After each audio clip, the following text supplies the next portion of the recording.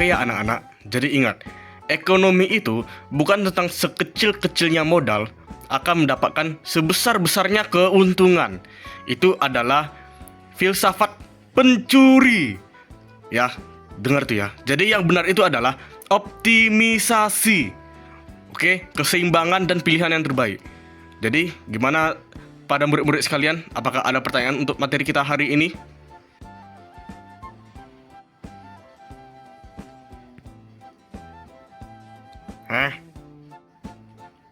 Oh, Pak, saya ada pertanyaan nih, Pak.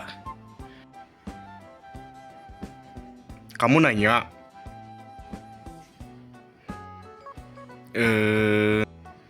kamu bertanya-tanya? Ya, Pak, saya mau nanya ini.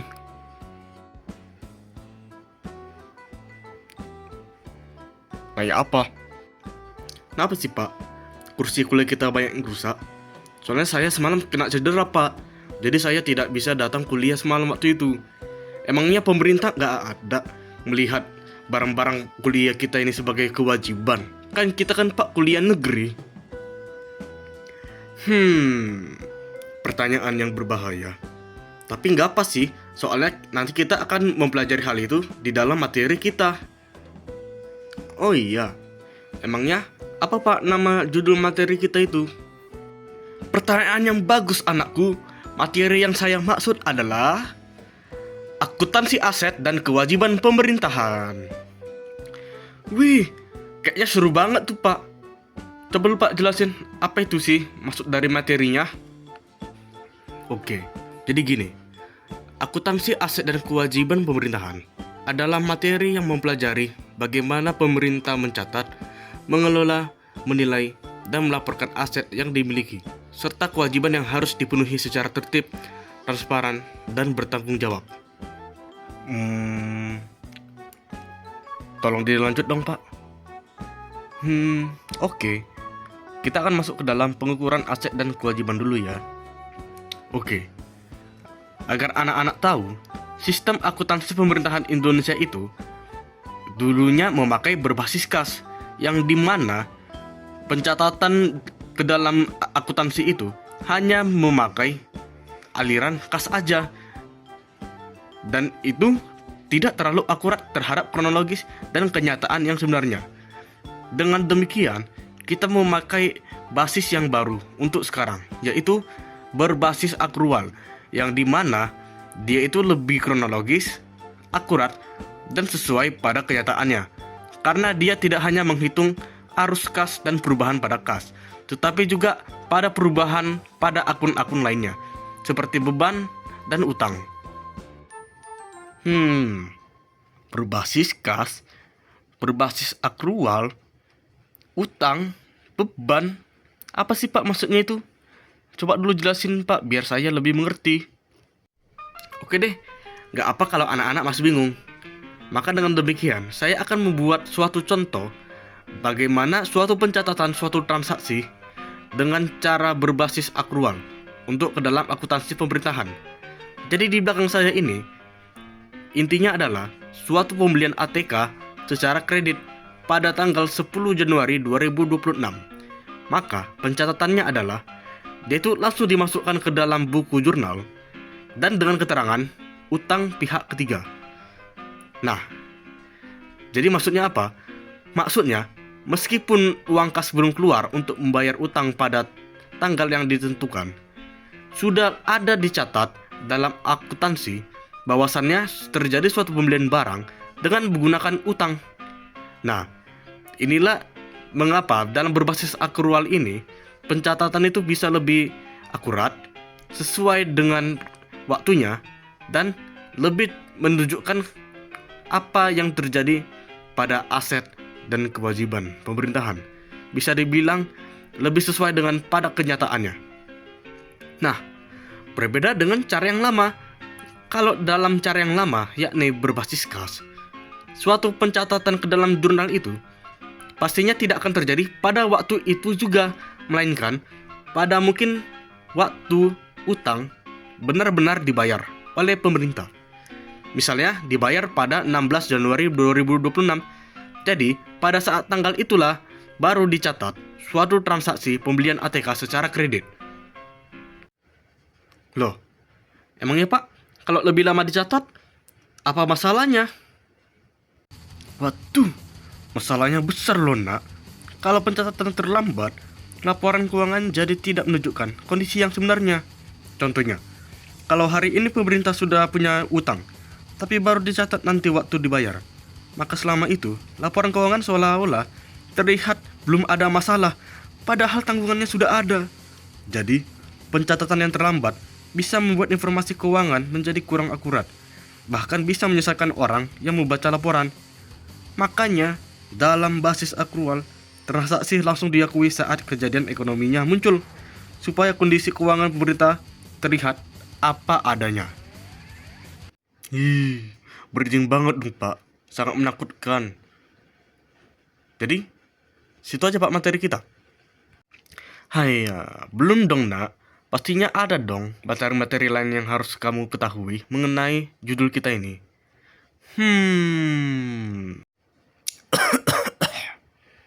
Joe, jelaskan dulu klasifikasi aset dan kewajiban untuk teman kita satu ini. 1. Kewajiban jangka pendek.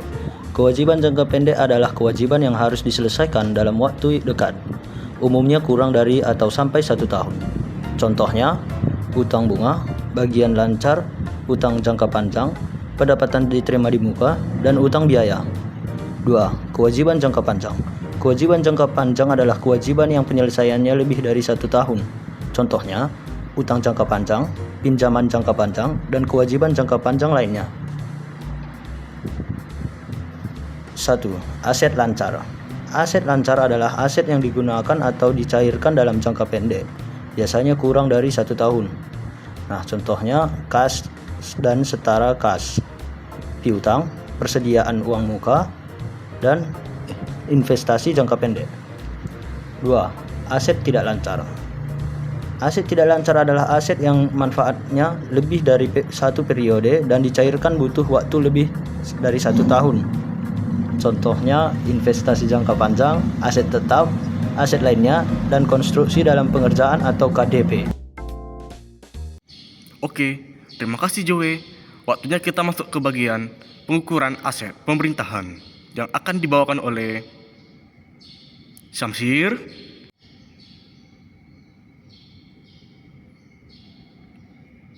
Pengukuran aset pemerintah. Pengukuran aset ini penting karena berkaitan dengan bagaimana nilai aset dicatat dan disajikan dalam laporan keuangan pemerintah, sehingga bisa mencerminkan kondisi yang sebenarnya. Yang pertama, aset tetap dicatat sebesar nilai perolehannya.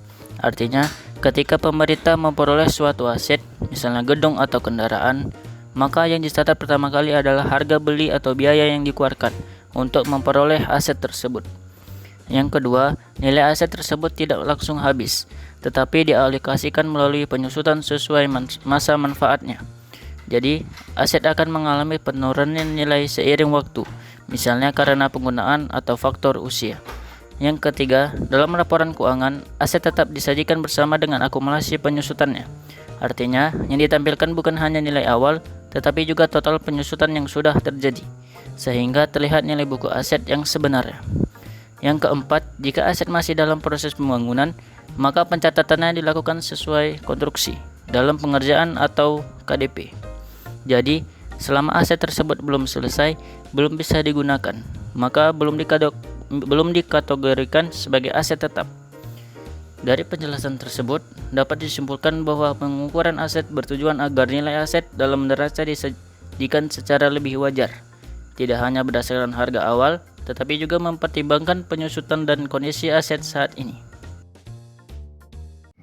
Oke, udah bagus.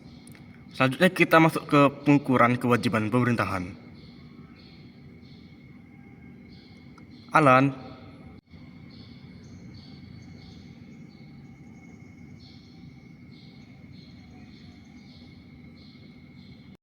Pengukuran kewajiban pemerintahan. Pengukuran kewajiban menunjukkan bagaimana nilai utang dicatat dalam laporan keuangan pemerintah. Berikut penjelasannya. 1. Kewajiban dapat diukur berdasarkan nilai nominal atau nilai wajar. 2. Nilai nominal biasanya berasal dari perjanjian atau tagihan yang harus dibayar. 3. Kewajiban tetap dapat muncul meskipun kas belum keluar. Yang keempat, contohnya adalah utang bunga, pendapatan diterima di muka, dan utang biaya. Pengukuran kewajiban membantu menunjukkan jumlah utang pemerintah yang sebenarnya, bukan hanya kas yang sudah dibayarkan. Wih, udah keren bah kalian jawab-jawab ya. Walaupun agak terbata-bata dikit. Udahlah, nanti kalian dapat nilai plus semuanya. Pak, saya mau lanjut nanya dong, Pak.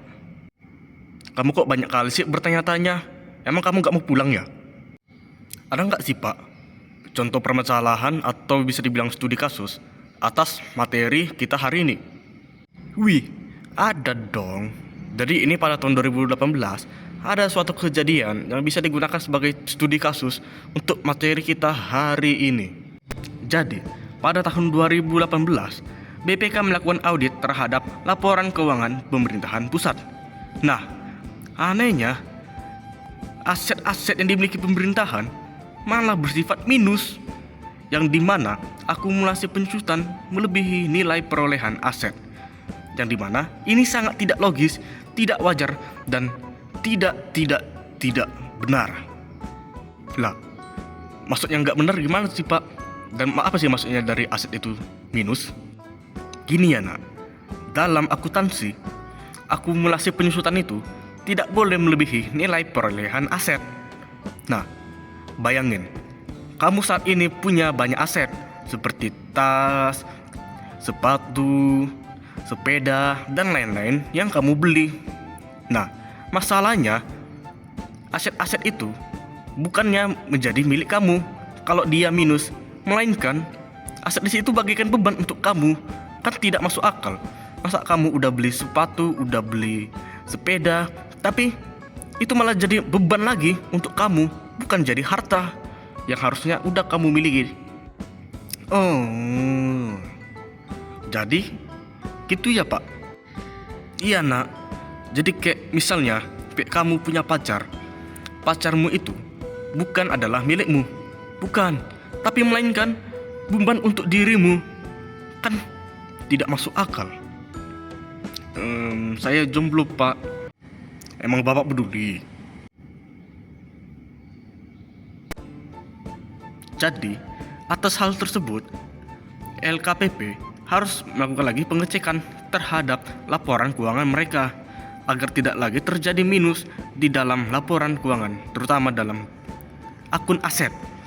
Maka dengan demikian, hal-hal seperti ini akan juga dimasukkan ke dalam e-rekon dan LK, yang dimana masalah-masalah terhadap pencatatan akan diarsipkan, sehingga jika ada lagi terjadi kemasalahan atau untuk mengecek lagi,